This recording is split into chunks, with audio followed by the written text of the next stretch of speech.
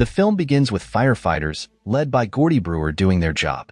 There was a big fire because of a machine problem, so Gordy and his team had to save people trapped inside. There, Gordy saw an old woman stuck in the rubble and quickly gave her his breathing mask to help her. Besides being a brave firefighter, he is also a loving husband to Ann Brewer and a caring father to their son, Matt Brewer. One day, Ann took Matt to see the doctor and asked Gordy to pick them up afterward. They waited for Gordy outside a government building. At that time, a police officer was there giving tickets to some cars. When Gordy arrived, he didn't want his car to get a ticket, so he explained he was just picking up his family. As Gordy approached Ann and Matt, a group of Colombian ministers arrived in cars. Suddenly, there was a huge explosion. The blast hurt many people and killed several, including Ann and Matt. Gordy was in shock and couldn't believe what had happened. The police quickly figured out it was a terrorist attack aimed at Colombian officials and American agents. Meanwhile, Peter Brandt, a CIA agent working with Colombia, was very worried because of this dangerous attack. Sometime later, Gordy was in the hospital, feeling very sad. Some friends visited him to say they were sorry for what happened. While they were talking, Gordy heard his friends say they thought a policeman caused the bombing. Even though he was still hurt, Gordy went to see the FBI officers investigating the scene. One of the FBI officers told Gordy that a Colombian terrorist named Claudio Perini, also known as El Lobo or the Wolf, was responsible for the bombing. Gordy explained that he saw Claudio when he went to pick up his wife and son, but he couldn't save them in time. Hearing this, Peter felt sad and promised to catch Claudio soon. Before Gordy left, he asked Peter for his business card in case he needed help later. The next day, after the funeral, Gordy still couldn't believe his wife and son were gone. He kept thinking about what happened.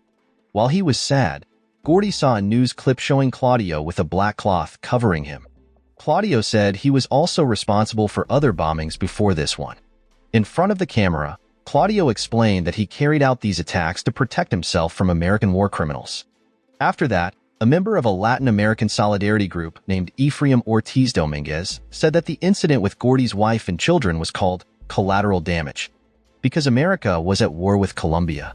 Because of this, the American government thought the bombing by Claudio was normal. When Gordy heard this, he went to Ortiz's office to express his anger.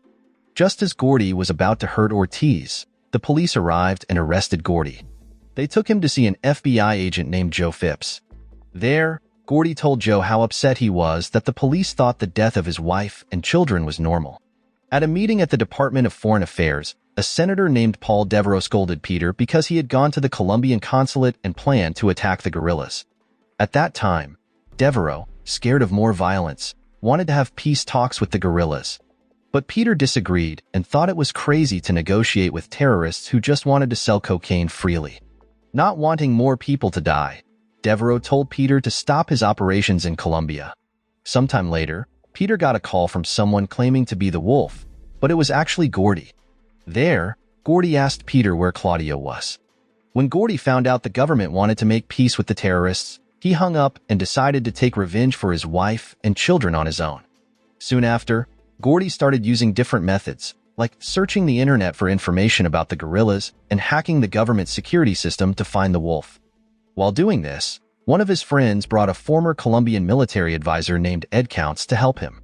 At that moment, Ed told Gordy that he couldn't go to Colombia without a passport and proper stamps, so Ed suggested sending Gordy through a dense forest where there wouldn't be any patrols. Soon after, Gordy followed Ed's advice and took a bus to get to where he thought Claudio would be. During the journey, the bus driver told everyone to get off and walk. This was because guerrillas were nearby, capturing and kidnapping white people or tourists to sell them. Gordy and the other passengers tried to escape, but one of the guerrillas saw them and ordered his men to capture the passengers. Just as 3 passengers were about to be executed by the guerrillas, Gordy arrived and saved them.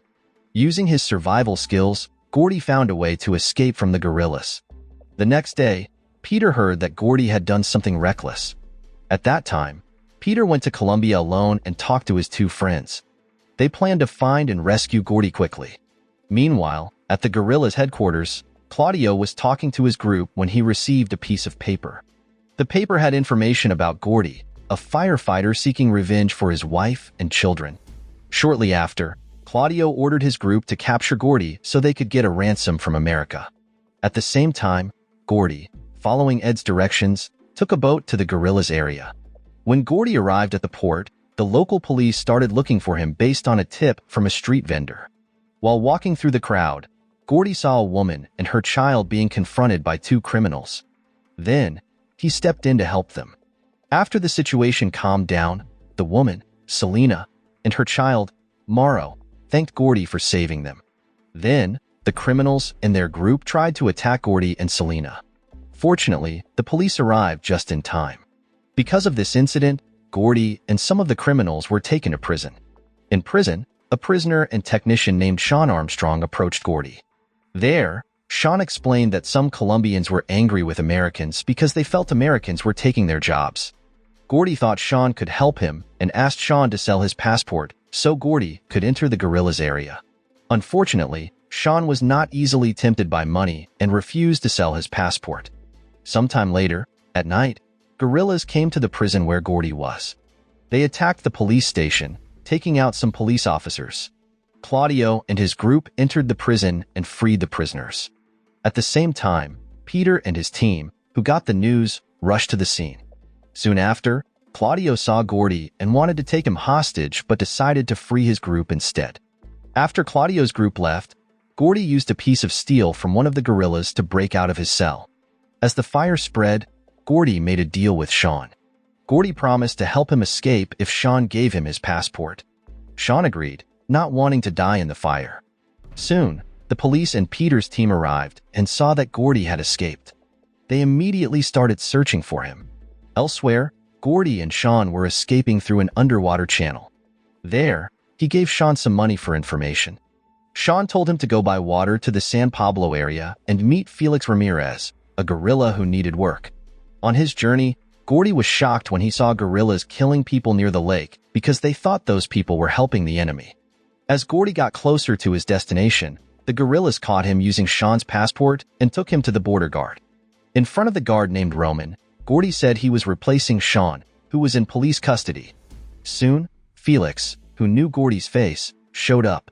Gordy made up excuses so his cover wouldn't be blown, and Roman allowed him to go with Felix. After several hours, Gordy arrived at Felix's place. Felix was in charge of the biggest cocaine production in Colombia. At that moment, Felix gave Gordy the job of fixing a broken machine. While working, Gordy looked around and secretly planned to blow up the place. Using his skills, he secretly assembled a time bomb. At the same time, Claudio interrogated Roman because he heard that Gordy had arrived in San Pablo. Even though Roman apologized for not recognizing Gordy, Claudio cruelly tortured Roman to death. 3 hours later, some guerrillas came to Felix and asked where Gordy was. Realizing this, Gordy quickly ran away before Felix and the others could find him. As they were searching for Gordy around Felix's place, the bombs Gordy had set exploded. Amazingly, Gordy managed to hide under the guerrilla's car. At the guerrilla headquarters, Gordy sneaked around and saw Claudio in a room. Without wasting time, he tied a bomb with a rubber band and dripped oil around it. While escaping, Gordy saw Selena and Mauro. He remembered the bombing that killed his wife and child. Not wanting them to end up like his family, Gordy warned Selena to stay away. But then, he was captured by Claudio because Selena and Mauro were actually Claudio's wife and child. The next day, Claudio and some of his men came to Gordy, who was now in their prison. During their conversation, he fought back and managed to beat Claudio. On the other hand, Peter and his group talked about the big explosion in San Pablo last night. They realized it was Gordy's work, seeking revenge. Knowing that Gordy is now a prisoner of Claudio's group, Peter and his team planned a rescue mission. Meanwhile, Selena felt sorry for Gordy and brought him food. She explained why Claudio was so cruel. Claudio used to be a kind teacher, and they got married and had a daughter named Sophia. But one day, the American military attacked, and Sophia, their only child, was killed. During the same attack, Mauro's parents were also killed. Feeling sorry for the orphan Mauro, Selena and Claudio adopted him. After that, Claudio joined the guerrillas and started attacking American troops. The next day, Peter and his team headed to Claudio's headquarters. Meanwhile, at Claudio's place, Selena, trusting Gordy, secretly freed him and told him to go to Washington because Claudio had planted a bomb there.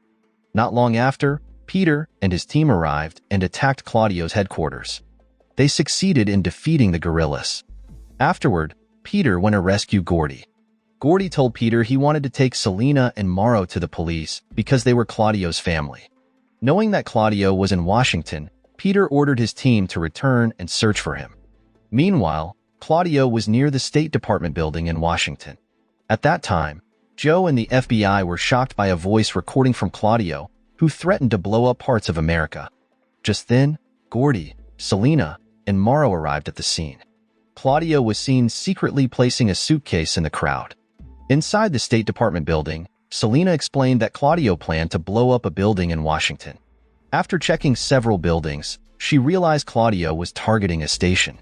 Then, Joe requested footage from all cameras at the station from the last 24 hours and ordered special forces to search for and arrest Claudio immediately. After searching for a long time through various CCTV cameras, they finally saw Claudio placing a suitcase behind a tree.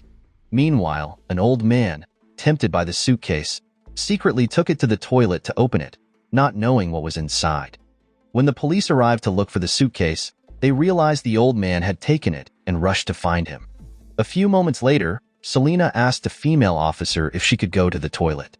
Before leaving, she invited Mauro to come along, but Mauro, who wanted to stay with Gordy, refused. When the police found the suitcase, they didn't find what they were looking for inside. Shortly after Selena left, Gordy noticed that Selena's movements were similar to Claudio's in the pictures. Realizing something was wrong, Gordy searched for Selena to stop her. Unfortunately, Selena had already knocked out the female officer and escaped. Gordy then realized that Selena was also working with Claudio. Then, he quickly ordered Peter and the police to evacuate the building immediately. When Selena dialed a number, the dinosaur game Mauro was holding suddenly exploded because Gordy had thrown it. Fortunately, there weren't many injuries because Gordy quickly told the police and everyone to run away. Soon after, Peter followed the elevator but was sadly killed by Selena. And Gordy, realizing this, forced open the elevator door and used his belt as a safety rope to descend. In the elevator, Gordy saw that Selena had escaped and tried to stop her. To prevent the terrorists from getting away, he cleverly closed several exit doors, forcing them back to the control room. Before Claudio and Selena arrived, Gordy broke the gas pipe in the room. When Selena saw Gordy trying to escape, she shot at him, causing the gas-filled room to explode. Fortunately, Gordy survived the explosion but suffered minor injuries. When he went to check on Selena and Claudio, he was surprised to find them both still alive and ready to attack him. During the fight, Gordy, full of emotions, attacked Selena and Claudio. Before Claudio could detonate another bomb he had hidden, Gordy stopped him. Sometime later, police and special agents arrived and started questioning people. Soon after, Gordy came out of the building and went straight to Mauro. The police also found a car with explosives that Claudio had hidden. For his bravery, Gordy received the highest civilian award medal. Then, the film ended. The moral lesson from this film is never trust anyone with a suitcase or a dinosaur game case you might end up in a wild adventure with exploding toys and guerrilla drama.